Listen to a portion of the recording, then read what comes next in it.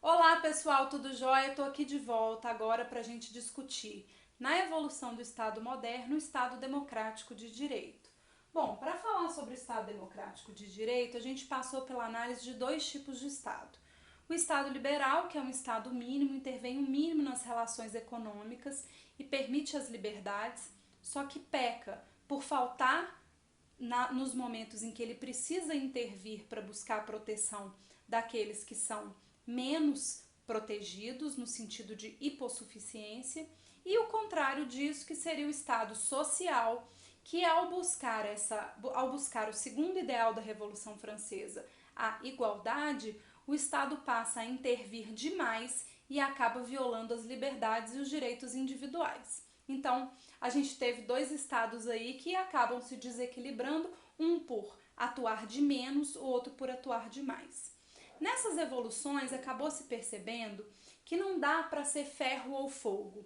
Na verdade, quando se pensa em Estado democrático de direito, a gente vai ter um Estado que vai ter pensamentos ecléticos e vai instituir direitos de primeira geração, que são os direitos individuais, direitos de segunda geração, que são os direitos de igualdade, os direitos coletivos e os direitos sociais, e os direitos de terceira geração, que são chamados direitos difusos, que são aqueles direitos vinculados ao ideal de fraternidade.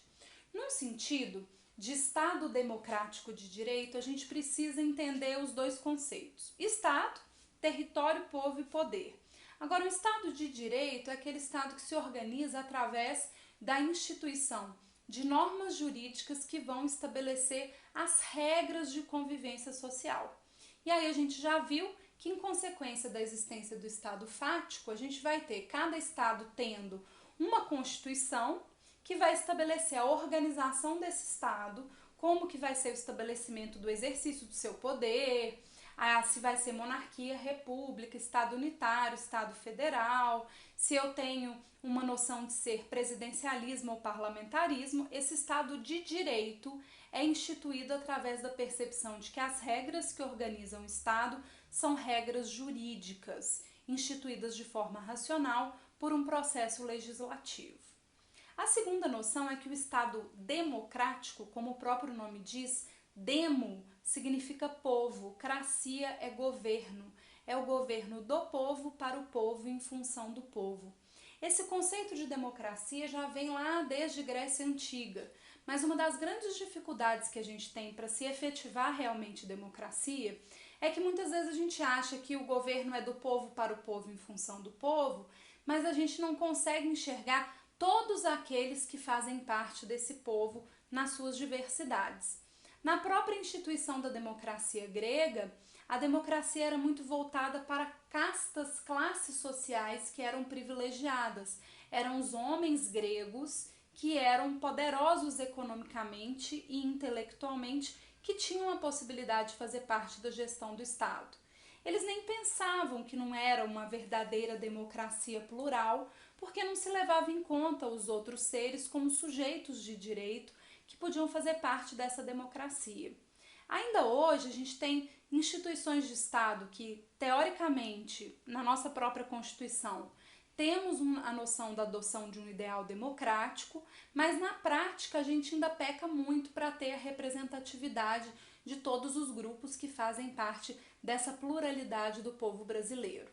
Bom, o que é muito interessante no Estado democrático é que ele vai ser baseado na liberdade individual, que vem lá do Estado liberal, nos direitos da comunidade, com uma busca de igualdade voltada para o ideal do Estado social, e de uma noção de que eu tenha direitos fundamentais, que são direitos básicos, protegidos na Constituição, que vão ser limites para a atuação do Estado. E aí esses direitos, em alguns momentos, são direitos de cada pessoa, em outros momentos são direitos coletivos de grupos que precisam de proteção especial. Por exemplo, a proteção dos direitos das pessoas com deficiência. Como eles precisam de uma proteção especial para ter acesso aos seus direitos, a gente tem essa coletividade que precisa dessa proteção.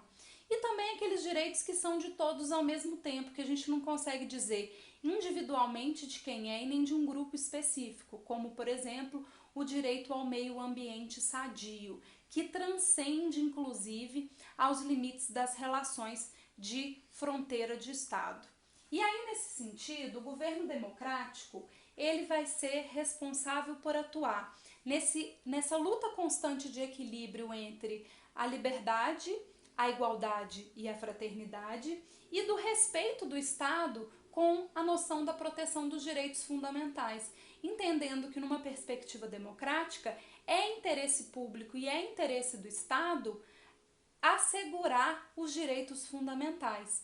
Lembrando que existe um conceito muito interessante e simplificado, mas que para a nossa aula cabe, para a gente já começar a pensar sobre isso, de que os direitos fundamentais são os direitos humanos protegidos na Constituição. E os direitos humanos, eles são aqueles direitos que não precisam estar na legislação de Estado nenhum, mas são protegidos no plano internacional de forma universal, ou seja, para todas as pessoas, independente da nacionalidade, da cor da pele, do gênero, da orientação sexual ou de qualquer outro critério que possa funcionar para a sua exclusão. Nesse sentido, é interessante entender que os propósitos de uma Constituição democrática vai ser justamente proteger de forma plural os diferentes direitos que advêm desses estados liberal, social, para se instituir um Estado democrático e entender também que aqueles gestores de Estado eles estão subordinados à Constituição.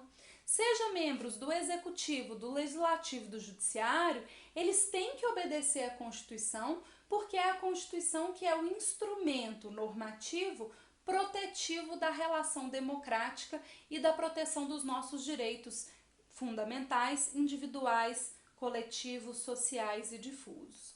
É interessante porque às vezes a gente confunde um pouco as coisas. A gente acaba achando que quem está na gestão de Estado é o dono do poder. Numa perspectiva de Estado democrático de direito, assim como na nossa Constituição, fica muito claro que todo o poder emana do povo. E quem exerce esse poder fora do que é previsto na Constituição, ele está, na verdade, violando aquilo que é estabelecido e permitido a ele e deve ser responsabilizado por isso. Nesse sentido, a Constituição ela vai assegurar os direitos fundamentais e o desenho desse Estado vai ser mais equilibrado. Ele não vai ser tão mínimo quanto o Estado liberal, que ele vai atuar em outras frentes também, mas em certos momentos ele vai entender que ele tem que dar um passo para trás e não vai ser tão interventor quanto o Estado social.